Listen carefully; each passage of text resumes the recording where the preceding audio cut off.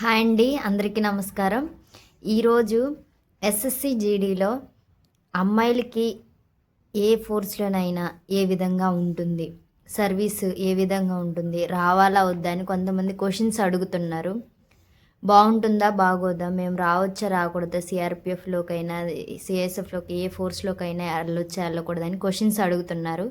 వారి కోసం నా ఎక్స్పీరియన్స్ని నేను ఏ విధంగా అయితే ఈ 2 ఇయర్స్ నా జర్నీ ఏ విధంగా ఉందనేది మీతో షేర్ చేసుకుంటాను. పూర్తిగా స్కిప్ చేయకుండా చూడండి. నేను ట్రైనింగ్ నుంచి ఇప్పటి వరకు 1 ఇయర్ సర్వీస్లోని ఏ విధంగా ఉన్నాను, డ్యూటీస్, క్వార్టర్స్ గురించి, ఫ్యామిలీస్ పెట్టుకోవడానికి పూర్తి ఇన్ఫర్మేషన్ అనేది ఈ వీడియోలోని షేర్ చేస్తాను. మీరు ఈ వీడియోని పూర్తిగా చూడండి, స్కిప్ చేయకుండా. నేను ప్రజెంట్ సిఆర్పిఎఫ్లో చేస్తున్నాను, ఎస్ఎస్సి జీడీలోనే. నేను 2023 సెప్టెంబర్లో సిఆర్పిఎఫ్లో జాయిన్ అవ్వడం జరిగింది. 2023 సెప్టెంబర్లో హైదరాబాద్ సిఆర్పిఎఫ్ జీసీ చంద్రయాన్గుట్లో నేను అక్కడ జాయిన్ అవ్వడం జరిగింది. అక్కడ నుంచి ఒక 10 డేస్ అక్కడ ఉంచారు. 10 డేస్ రిపోర్ట్ ఇచ్చిన తర్వాత మన డాక్యుమెంట్స్ అనేవి, ఒరిజినల్ డాక్యుమెంట్స్ అన్నీ తీసుకొని అక్కడ వాళ్ళు ట్రైనింగ్కి వాళ్ళే పంపించారు. నా ట్రైనింగ్ అనేది కేరళలో జరిగింది. కేరళ పెరింగంలో జరిగింది నా ట్రైనింగ్. 44 వారాలు అంటే దాదాపు 1 ఇయర్ పాటు ఉంటుంది ట్రైనింగ్. ఈ 1 ఇయర్ ట్రైనింగ్లో ఏ విధంగా ఉంది, ఏ విధమైన స్ట్రగుల్స్ ఫేస్ చేశాను అవన్నీ మీతో ఇప్పుడు చెప్తాను. అక్కడ నుంచి హైదరాబాద్ జీసీ నుంచి కేరళ హైదరాబాద్ ఉన్న వాళ్ళే ట్రైన్ బుక్ చేసి మా హైదరాబాద్లో ఉన్న తెలుగు స్టేట్స్లో సెలెక్ట్ అయిన మేము 17 మంది సెలెక్ట్ అయ్యాము. ఆ 17 మందిని కేరళకి ఒక మేడంనిచ్చి, హెడ్ కానిస్టేబుల్ ఒక మేడంనిచ్చి మమ్మల్ని కేరళ తీసుకెళ్ళడం జరిగింది. అక్కడ ట్రైనింగ్ అనేది జరిగింది. ట్రైనింగ్ స్టార్టింగ్ నుంచి ఎండింగ్ వరకు నేను ఏదైతే ఫేస్ చేశానో చెప్తున్నాను. ఫస్ట్ వారంలో అందరిని ఒకే దగ్గర ఉంచారు. తెలుగు వాళ్ళని అందరు, ఏ స్టేట్ వాళ్ళందరూ ఆ స్టేట్లోనే ఉంచారు. తర్వాత డివైడ్ చేసి స్క్వాడ్స్ వైజ్గా డివైడ్ చేశారు. ఆ స్క్వాడ్లో మన ఇండియాలో ఎన్ని రాష్ట్రాలు అయితే ఉన్నాయో ఒక్కొక్క రాష్ట్రం నుంచి ఒక్కొక్కరిని స్క్వాడ్లో అట్లా అంటే తెలంగాణ నుంచి ఒక అమ్మాయి, ఆంధ్ర నుంచి ఒక అమ్మాయి, పంజాబ్ నుంచి, ఢిల్లీ నుంచి, అట్లా ఒక్కొక్క స్టేట్ నుంచి ఒక్కొక్క అమ్మాయిని ఒక్కొక్క స్క్వాడ్గా చేశారు. అప్పుడు కథ మొదలైంది. ఏంటంటే మనకే హిందీ రాదు. మ్యాక్సిమం నార్త్ వాళ్ళందరికీ హిందీ వచ్చు. మన తెలంగాణ, ఆంధ్ర, తమిళనాడు, కర్ణాటక, కేరళలో మాత్రమే హిందీ రాదు. ఈ మెయిన్ ప్రాబ్లం అవ్వటం వల్ల, హిందీ రాకపోవటం వల్ల చాలా కష్టమైంది. మనం తెలుగు ఎప్పుడు మాట్లాడతాము, అక్కడ ఉన్న వాళ్ళందరూ హిందీలో మాట్లాడేవాళ్ళు. ఇంకా వాళ్ళు ఏం చెప్తున్నా కానీ అట్లే చూసేవాళ్ళం. ఏంట్రో బాబు మనకేం అర్థం కావట్లేదు ఏంటి అన్నట్టుగా. అట్లా హిందీ సినిమాలు చూసేటప్పుడు ఇంగ్లీష్ మనకి తెలియని లాంగ్వేజ్ ఎట్టయితే చూస్తామో వాళ్ళ వైపు అట్లే చూసేవాళ్ళము. దాదాపు 2-3 నెలల వరకు మాకు ఆ హిందీ అనేది అర్థం కాలేదు. ముందు కొత్తగా వెళ్ళడం జరిగింది కాబట్టి, మీరు కొత్తగా వెళ్ళే వాళ్ళు ఎవరైతే ఉన్నారో వాళ్ళు కొంచెం హిందీ నేర్చుకొని వెళ్ళండి. మీకు ఆ సఫర్ అనే ఆ స్ట్రగుల్ అనేది ఉండదు. వాళ్ళతో మాట్లాడటం అయినా కానీ మనం మాట్లాడే తీరును బట్టి కూడా వాళ్ళు కొంచెం ఎగతాళి చేసే అవకాశం కూడా ఉంటుంది. ఆ విధంగా తెలుగు వాళ్ళకి, నాన్ హిందీ వాళ్ళకి కొంచెం ప్రాబ్లం అయితే ఉంటుంది.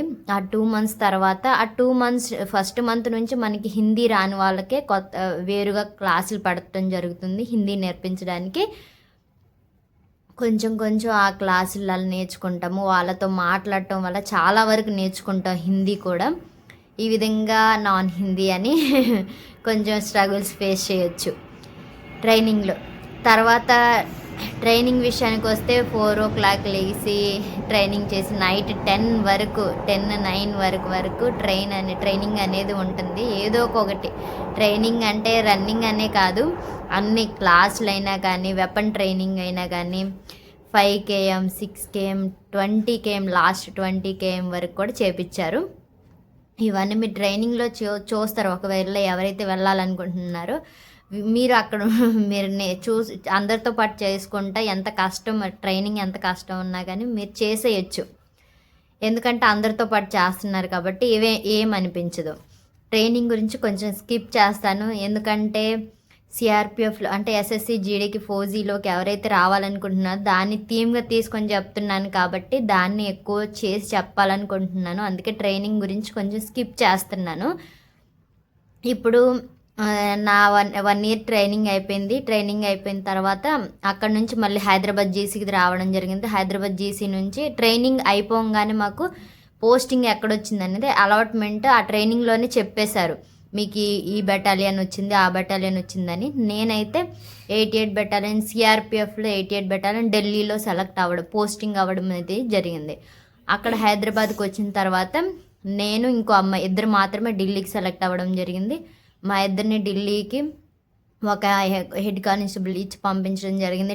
ఢిల్లీలో ఇక్కడ రిపోర్ట్ ఇచ్చిన తర్వాత మాకు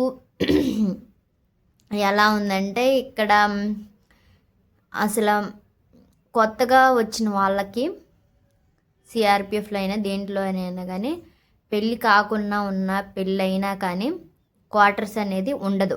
కొత్తగా వచ్చిన అంటే సర్వీస్ అవ్వకుండా ట్రైనింగ్ అయిపోయి వచ్చిన వాళ్ళకి మనకి ఎక్స్క్యూజ్ క్వార్టర్స్ అనేది ఉండదు. బయట అవుట్ లివింగ్ గురించి కూడా చెప్తాను. అలా అనేది ఉండదు. మనం 1 ఇయర్ 2 ఇయర్స్ వరకు వీళ్ళు ప్రొవైడ్ చేసిన బ్యారక్లోనే ఉండాలి. అప్పుడు వాళ్ళ టెర్మినరీ పీరియడ్ అని 2 ఇయర్స్ అని ఉంటుంది ట్రైనింగ్ అయిపోయిన తర్వాత. ఇది అయిపోయిన తర్వాత మనకి అలాట్మెంట్ అనేది ఉంటుంది. ఈ విధంగా మనం వాళ్ళు ఇచ్చిన బ్యారక్లో నేనైతే ఇక్కడ ఇచ్చిన వాళ్ళు ఇచ్చిన బ్యారక్లోనే ఉండడం జరిగింది. బ్యారక్లో ఉంటే మనం మెస్ కట్టింగ్ ఒక్కటే కడతాము. మెస్ కట్టింగ్ అనేది కట్టడం జరుగుతుంది. 5,000 అనేది ఉంటుంది మెస్ కట్టింగ్.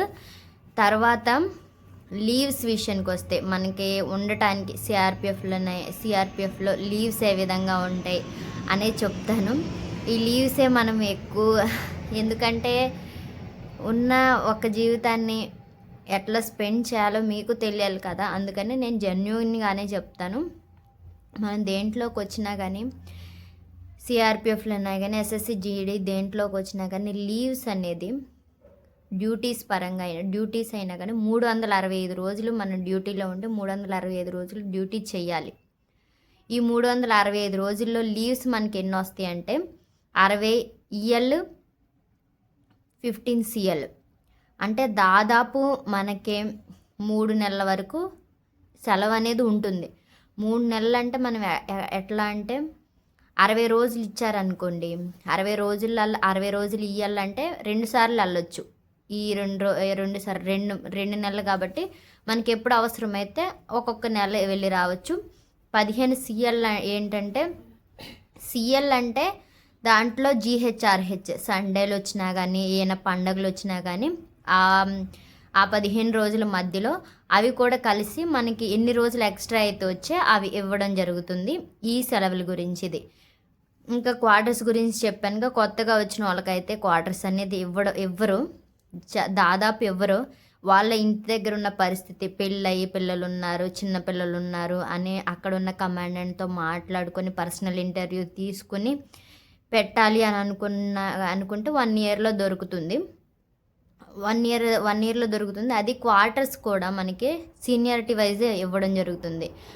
సీనియారిటీ వైజ్ అంటే మన సర్వీస్ని బట్టి, మనం ఎన్ని సంవత్సరాలు సర్వీస్ చేసాము దాన్ని బట్టి అనేది మనకి క్వార్టర్స్ అలాట్మెంట్ అని ఉంది. ఒకవేళ క్వార్టర్స్లో ఖాళీ లేకపోతే అవుట్ లివింగ్ అంటే బయట రూమ్ రెంట్ తీసుకొని అక్కడ ఆ రూమ్ రెంట్ తీసుకుంటే మనం ఎక్కడైతే ఉంటున్నాం, ఢిల్లీలో ఉంటే ఢిల్లీలో, బెంగళూరు ఎక్కడైతే మన పోస్టింగ్ ఎక్కడైతే ఉంటుందో ఆ రెంట్ ఎంతైతే ఉంటుందో అంత మనకి రెంట్ హెచ్ఆర్ఏ రూపంలో మనకి రావడం అనేది జరుగుతుంది. ఈ విధంగా లివింగ్ గురించి అయిపోయింది. లీవ్స్ గురించి కూడా అయిపోయింది కదా. ఇంకా ఫ్యామిలీస్ గురించి అయిపోయింది. డ్యూటీస్ పరంగా అయితే మనకి డ్యూటీస్ LO డ్యూటీ అని అంటారు. LO అంటే లా అండ్ ఆర్డర్ డ్యూటీ. ప్రజల గురించి ఎక్కడైనా కానీ సిఆర్పిఎఫ్ గురించి చెప్తున్నాను. LO డ్యూటీ అంటే మనకి law and order controlling duty అనేది సిఆర్పిఎఫ్ మెయిన్ థీమ్. ఎక్కడ ప్రజలైతే గుమ్మిగూడి అల్లర్లు చేస్తారో అక్కడ సిఆర్పిఎఫ్ వాళ్ళని పెట్టడం అనేది జరుగుతుంది. దేశంలో ఎక్కడైనా కానీ, మొన్న ఒక ఎగ్జాంపుల్గా చెప్పాలంటే మణిపూర్లో మనకి జరిగింది కదా ఆ విధంగా కొన్ని అల్లర్లు. అది లా అండ్ ఆర్డర్ డ్యూటీ. అక్కడ లా లా అనేది అంటే చట్టం మనకి మనకిచ్చిన ఆ లాస్ని బ్రేక్ చేస్తున్నారు కాబట్టి అక్కడ మనం దాన్ని సరిచేయాలి. అది డ్యూటీ సిఆర్పిఎఫ్కి. ఈ విధంగా అనేది ఉంటుంది. సిఆర్పిఎఫ్ డ్యూటీలు ఇంకా ఉన్నాయి. విఐపి డ్యూటీస్ అని ఉంటాయి. అంటే మనకి మోడీ దగ్గర డ్యూటీస్ అయినా కానీ వాళ్ళకి సెక్యూరిటీ ఇవ్వడానికైనా, మంత్రులు సెంటర్లో ఉన్న మంత్రులు ఉంటారు కదా, వాళ్ళ దగ్గరైనా సెక్యూరిటీ డ్యూటీస్ అనేది వాళ్ళ ఇంటి దగ్గర చెక్కింగ్ పరంగా కూడా సిఆర్పిఎఫ్లో డ్యూటీస్ ఉంటాయి. ఇంకా ఈ విధంగా డ్యూటీస్ అనేది ఉంటాయి. ఒక రోజులో డ్యూటీ అనేది ఎలా ఉంటుందో చెప్తాను. మనం పొద్దున్నే లేచిన తర్వాత ఈ 24 గంటల్లో డ్యూటీ ఎప్పుడైనా రావచ్చు. డ్యూటీ 24 గంటల్లో ఎప్పుడైనా ప్రజలకి ఆ నైట్ వాళ్ళు గొడవలు పడుతున్నారు. ఒక దగ్గర ఇంతమంది 100 కంటే ఎక్కువ మంది ఒక దగ్గర గుడి, అంటే ఇప్పుడు గుడులు ఉన్నాయి. గుడులు పండగలకి చాలామంది వస్తూ ఉంటారు. అక్కడ తొక్కిసలాట జరగకుండా చూసుకోవాలి. ఈ విధంగా డ్యూటీస్ అనేది ఉంటాయి. మన 24 గంటల్లో ఎప్పుడైనా డ్యూటీ రావచ్చు. నైట్ 2కన్నా రావచ్చు, 3కన్నా రావచ్చు, అర్ధరాత్రి 12కన్నా రావచ్చు. మనం బీ రెడీగా ఉండాలి. ఈ విషయంలో సిఆర్పిఎఫ్ అట్లా డ్యూటీస్ అనేది ఉంటాయి ఎక్కడైనా కానీ. 8 అవర్స్ డ్యూటీ మినిమంగా మనకి 8 అవర్స్ డ్యూటీ అని చెప్తారు. కానీ 8 అవర్స్ కంటే డ్యూటీ ఎక్కువ చేసే అవకాశం ఒక్కొక్కసారి ఉంటుంది. చాలా వరకు 8 అవర్స్ డ్యూటీ అనేది ఉంటుంది బయట డ్యూటీకి వెళ్ళినప్పుడు. ఆ డ్యూటీస్ కాకుండా మనకి క్యాంప్ సెక్యూరిటీ డ్యూటీస్ కూడా ఉండడం జరుగుతుంది. అంటే క్యాంప్ సెక్యూరిటీ మోర్చా డ్యూటీస్ అని ఉంటాయి. అవి 24 అవర్స్ వరకు 24 అవర్స్కి ఉంటుంది. దాంట్లో మనం 4 అంటే 4 సార్లు 2 గంటలు అక్కడ క్యాంప్ సెక్యూరిటీకి నుంచొని మోర్చాల్లో నుంచొని చేయటం జరుగుతుంది. ఈ విధంగా డ్యూటీస్ ఉంటాయి.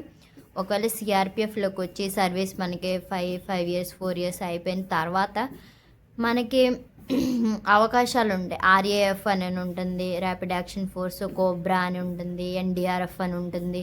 ఇవన్నీ ఎక్స్ట్రా సిఆర్పిఎఫ్లోని మనకి సర్వీస్ని బట్టి మనకి దీంట్లోని తీసుకోవడం జరుగుతుంది.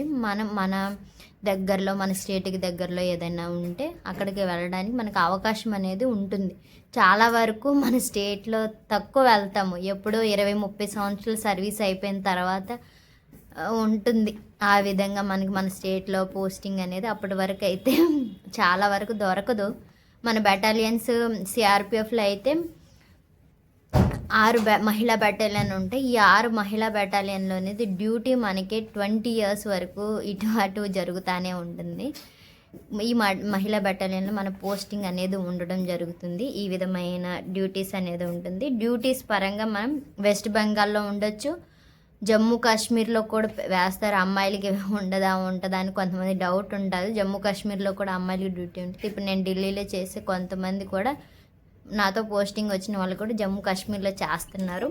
మరి ఛత్తీస్గఢ్ ఎక్కడైనా కానీ అమ్మాయిలకి డ్యూటీ అనేది ఉంటుంది. ఈ విధంగా డ్యూటీస్ అనేవి ఉంటాయి. మీరు ఈ వీడియో ద్వారా ఒక క్లారిటీ వచ్చారు అని అనుకుంటున్నాను. ఇవి కాకుండా ఇంకా ఏదైనా డౌట్స్ ఉన్నా కానీ కామెంట్ చేయండి, నేను రిప్లై ఇస్తాను. మీకు మీ కుటుంబ సభ్యులకు నూతన సంవత్సర శుభాకాంక్షలు.